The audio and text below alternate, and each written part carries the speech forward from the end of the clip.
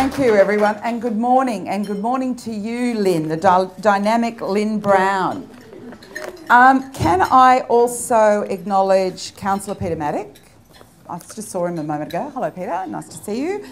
And can I acknowledge all of the members who are here today, all the business owners, all the staff, and I have a couple of my staff members who are here today. Thank them for getting up so early. Isn't it wonderful to get up so early in the morning? Don't you feel energised? I keep telling myself that. How many people here are morning people?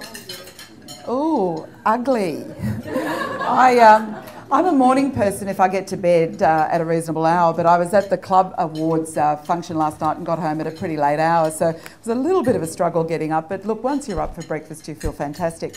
Look, I know that everybody in this room appreciates the importance of business, and so often the small business sector is taken for granted, and we talk about, the people who matter in our society, like doctors, nurses, teachers, philanthropists, artists, sports people, but I don't think that small business gets the praise that it deserves. And small business underpins everything that we need in this vibrant and prosperous country of ours. A lot of you here know that the success of small business doesn't come easily, and profit doesn't come easily. I'm standing here before you not just as a federal member for Brisbane, but someone who's been involved in family businesses for more than over 50 years. And you're probably looking at me and thinking, God, was she too when she started working? In fact, I was 8 when I had my first business gig. My parents had a corner store. My parents were immigrants from southern Italy. My grandfather came out here. He came out here just before the start of World War II, which was a bit unfortunate for him because he was rounded up as an enemy alien and deported to South Australia. But look, out of adversity comes good things. And I think we were on the wrong side of the war with the Germans, only a small detail. But we were on the other side, and anyone who was from Germany or Italy who'd migrated to this country was rounded up. And it's a part of Australia's history that not a lot of people know about. And in terms of my grandfather, he was up in North Queensland. He was working as a sharecrop farmer, and a lot of immigrants, both from Italian and German families, were taken away. Their wives were left to run farms. Sometimes the banks came in and foreclosed, and it was probably a regrettable period in Australia's history. And these were people who were accepted as immigrants. So out of adversity came something good. My grandfather was fantastic at cooking, so he got to be the camp cook. And out of that, you know what happened? He ended up in the food business. He got some money together from sharecropping, was able to come down to Brisbane. He ended up in Petrie Terrace, where he saw a couple of owners of a fish and chip shop were at the front of Caxton Street arguing about their business, and my grandfather saw them arguing, went up to them and said, "Do you want to sell your business?" And he entered into a transaction to buy a small fish and chip shop, and then my grandmother and my father came from Italy and helped with that business. In those early days, my grandmother peeled the potatoes in the back. I think I heard her speak 7 words of English in the whole time she was in this country. Not because she didn't want to learn English. We didn't have English language classes. We didn't have any way that an older person could learn. And I'm absolutely passionate that we help immigrants, no matter how they come to this country, learn English. Because if you don't learn English, you have a serious problem later in upskilling and working in this great economy of ours. But it was one of those, it was a very humble beginning, and then they opened up a corner store in New Farm, and we had a supermarket at New Farm, and at the age of 8 I started working behind the counter in the corner store at New Farm, where the building's still there. If any of you go to New Farm Park, it's that little shopping centre. I think there's an Indian restaurant there now, and there's a fish takeaway, and I think there's a coffee shop. So the reason I'm standing before you, you have my parents to blame. They used to give me the microphone and I had to spruik the specials. And so from the age of 8, they gave me a microphone.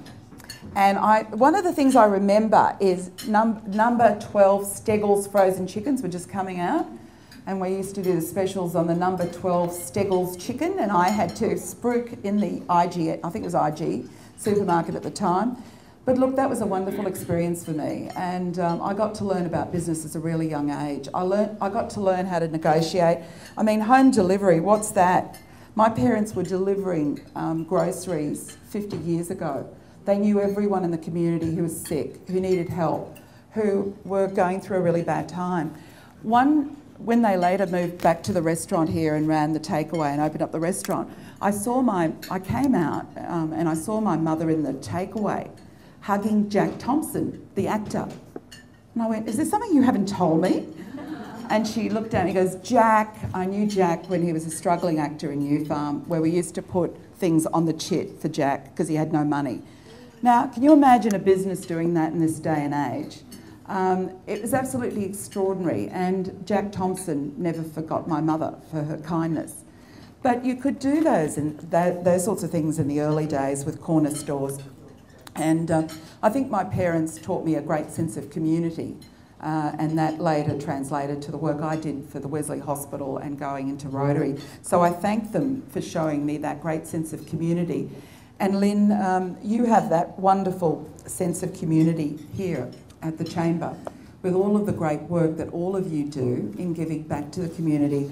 And I just want to acknowledge the fantastic work that you did during the floods, the help that you gave one another. When I went through and talked to businesses a few years back, it was devastating. Where I remember going to Rosalie and bursting into tears. And I was supposed to be there comforting people. I think the first person I saw was a fellow who was cleaning up his house before I went into the business strip, who I said, "I'm here to help you." He goes, "Darls, you look like you need some help." And I said, "Look, what can I do to help you?" And I think that the Chamber went out there and helped people get their lives and their businesses together. So I just want to thank you for the work that you do. It's not just in times of emergency that small business is there for the local community. Small business gives back all the time. I was at IG Ascot yesterday, and I saw a cookbook that they'd put together, and all IG stores have put together this cookbook, and $2 goes back to the community chest, and IG helps groups in the community that need help. And that's what it's all about. It's about investing in the human capital of our communities. Small business is really important for many other reasons as well. Most of the small businesses here give young people opportunities. And I know in my case, growing up in my family's business, when I was working there as a university student and I was running the function centre, there are many top business people in this city who have worked for my family. Wayne Bennett, a very shy Wayne Bennett, as a 14 or 15-year-old, used to pack groceries in that corner store that I was just telling you about. He's still quiet and shy. I turn on the ABC News and I see Lisa Miller. I worked with Lisa Miller, the reporter, the correspondent from overseas, running the function centre. Linda Lavarch used to waiter at my family. She said that I was her boss, but if anyone knows Linda Lavarch, you know that no one can ever be Linda's boss. I always say I worked with Linda Lavarch. So there are a number of people that specialists, business people, who I can just look at my own family restaurant and see that must be the allure of fish. It makes them want to go on and do better. But I've got to, and I say that as drivers of the economy. Small business provides young people with opportunities, and it enables them to then go through university and helps them. I mean, a couple of years ago, I was running a seafood retail business in South Brisbane.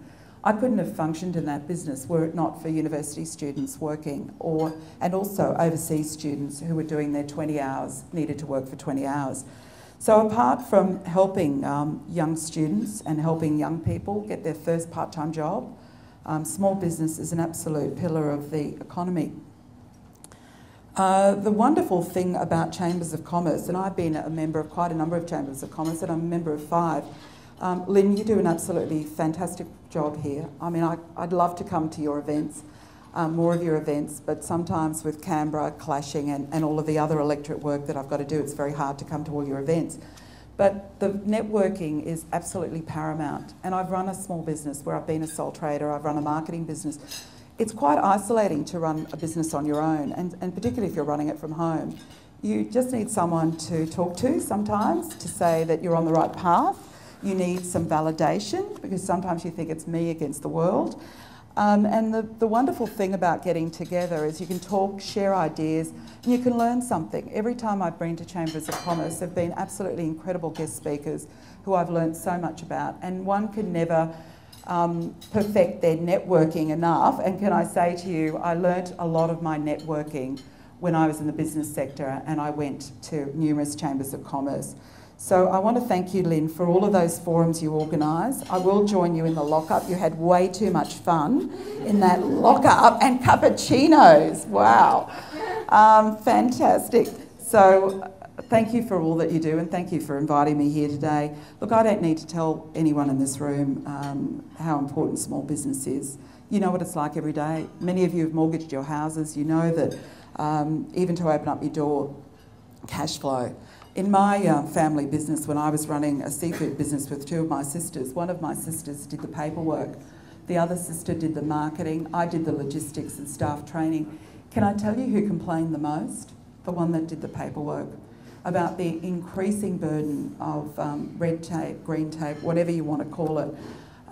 She'd ring hotlines to get some advice about the Fair Work Act, only to wait for sometimes up to an hour. Then when she finally did get onto someone, they couldn't answer any of her questions and would refer her to her friendly, any lawyers in this room? Refer her to her friendly, John from my office is one, we won't hold it against him. Only to be told that you should contact your own lawyer or solicitor. Well, what's the point of a hotline? Recently, the leader of the coalition, Tony Abbott, said in an address to the Australian-Lebanon Chamber of Commerce in Melbourne, "You're serving the nation," when he was talking about small business, and I salute you. Well, I want to pay tribute to each and every one of you, because I've been there. I've been in the trenches, I've worked the long hours, I've been on my feet, I know about cash flow, I know what it's like when things are going slow, I know how you try and look at ways to market your business. But the most important thing that you need is a government that supports you. And the Howard government that I was a part of, and I've had two goes at I was a federal member for Petrie, and then I've come back now as a federal member for Brisbane. So I've had two opportunities to work, and I've been very privileged and humbled to have that opportunity again. But one of the things that the Howard government was really good at, and I'll pay tribute to that government, it led to job creation. The Howard government led to greater economic prosperity across the country, and we had a thriving economy. In fact, Pete, when I used to go around in that last year before the election, people would say to me, "Oh, but you know, any monkey can drive the economy." And I think back to those days, any monkey can drive the economy. Well, any monkey can't drive the economy, and we've seen the impacts of that. And we had an excellent treasurer in Peter Costello. Look, that was a time when it was a golden era for small business, and the number of small businesses at that time exceeded the number of union members. And people had confidence, they had optimism, they had encouragement. They wanted to go out and start businesses. The number of homegrown businesses at that time absolutely soared because people wanted to go out there. And confidence is a really important thing. As I go around visiting businesses, and a few days back I visited Milton and I visited the shops along Baroona Road, there is a definite lack of confidence out there in the community. And you can see it by the empty shop fronts, which doesn't give me great heart when you see empty shop fronts. The mood has changed. I have a son who graduated from a business course a few months ago. He and his mates are having a much tougher time than they need to get a job. And one of the things that we prided ourselves under the Howard government was that, and according to the ABS figures, there were 5 million people employed by Australian small business. That was 51.3% of the private sector workforce. By June of 2009, the ABS reported small business job losses of 300,000, and there was a decline in the private sector workforce in small business to 48%. So since there's been a change of government, there have been 14,500 fewer employing small businesses. And the ABS, again, I refer to the ABS, they do good work on entries and exits. So they've done some work from June 2007 to June 2011 that show there's 800,000 small businesses that have exited the market since Labor's election. That is a staggering number of businesses, 800,000. And Dun & Bradstreet research recently showed that small business bankruptcies have jumped by 48%, and small business startups fell by 95% over the last 12 months.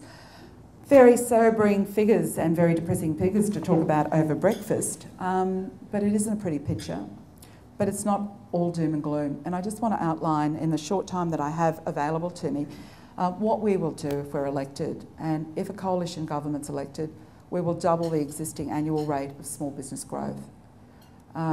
There's no reason why Australian businesses can't grow, and the number of businesses can't grow by about 1.5% per annum. That's not a big figure, 1.5%. But that's the growth that we had under the Howard government. But what does 1.5% growth mean in terms of what it means in actual numbers? It means another 30,000 new businesses growing each year.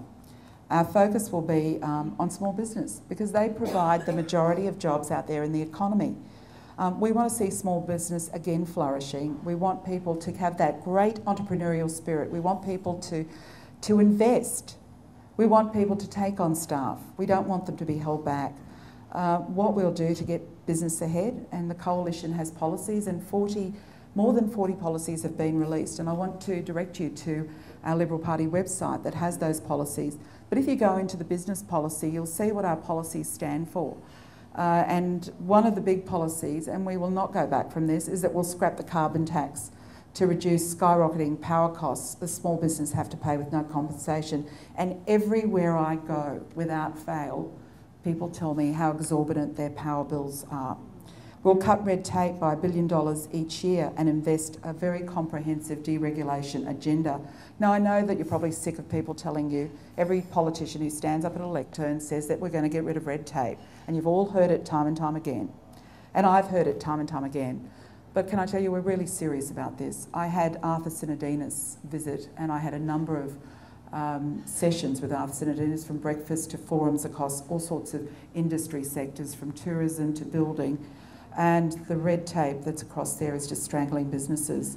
And Arthur is a very good operator. He was the Chief of Staff to John Howard, and he's about to do a report, and that has been an extensive reporting process that has taken him and his task force all around Australia.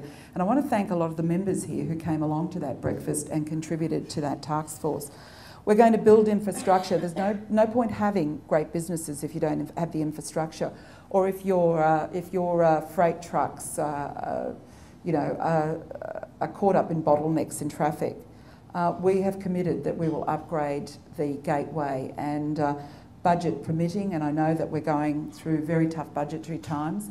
I will do everything I can when we get elected to make sure we also upgrade the Kingsford Smith Drive, because that is responsible for most of our freight, our trade coast, and most of the people travelling to the airport. While many use the tunnel, that is important, has more communities are built along, and more residents, and people need to get around in an effective way. That Kingsford Smith is a car park most of the time. There's no peak period. It's peak period all day long. We need to simplify superannuation reporting, allowing small businesses to remit compulsory super payments for workers directly to the ATO, and then the ATO would have the responsibility to distribute them to individual super funds. So that's another policy. I know there are financial planners in the audience today. We need to establish a genuine root and branch review of competition laws. And I was talking to someone earlier about competition and making sure that businesses can compete equally with big business. And some of the best work, and I was talking earlier about some of the best work I did, was on the Fair Trade inquiry. It's a long time ago, it was back in 1997, but a lot of those problems, particularly with retail tendencies, unconscionable conduct, still exist, and we've got to do more. So I will, it's really important that we look at that, and we could go on all morning about, abuse of major powers, the role that supermarkets are playing at the moment, how we need to have a much fairer competitive system where we don't have the two majors taking up more than 80% of the market. We need to support the rights of independent contractors and family businesses by extending unfair contract provisions to small business, and we need to get rid of paperwork from small business. Now, we've got a national paid parental scheme, but our scheme's a little different. It's much more generous, but it also allows small business to get on with what they have to do, and these family payments will, that parental scheme will be administered through the Family Assistance Office. We don't think business should be collectors of this, and we don't think you should have that extra burden.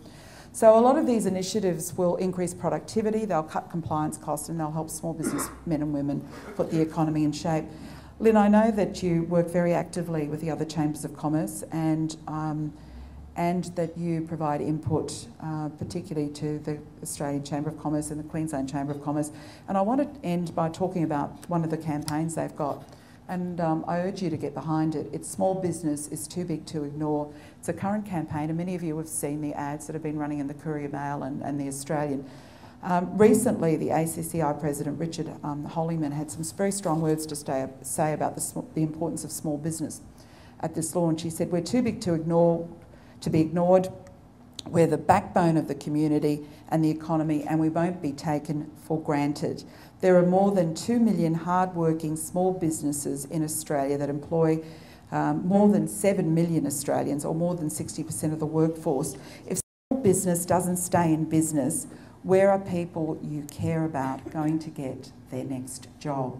How apt, how appropriate. You can be assured that a coalition government will not ignore you. You'll have certainty. You'll know who the small business minister is. You won't have a situation where you'll have a ministerial merry-go-round that will see 5 small business ministers, 5 in 15 months. That's a staggering number of changes. We understand your need for certainty. We understand your need for a stable economic platform, and in government we'll get out of your way. We'll implement policies that reduce the regulatory burden, that will make it much easier for you to do business. And unlike some, we don't see employment relationships as being ones that have to be characterised by conflict, rather ones that are based on cooperation for mutual benefit, focused on the productivity and prosperity. And in short, and I'll end on this, we'll restore hope, reward and opportunity in government, and we look forward to businesses doing what you do so very well, operating and employing young people and getting on with the business. Thank you very much for inviting me.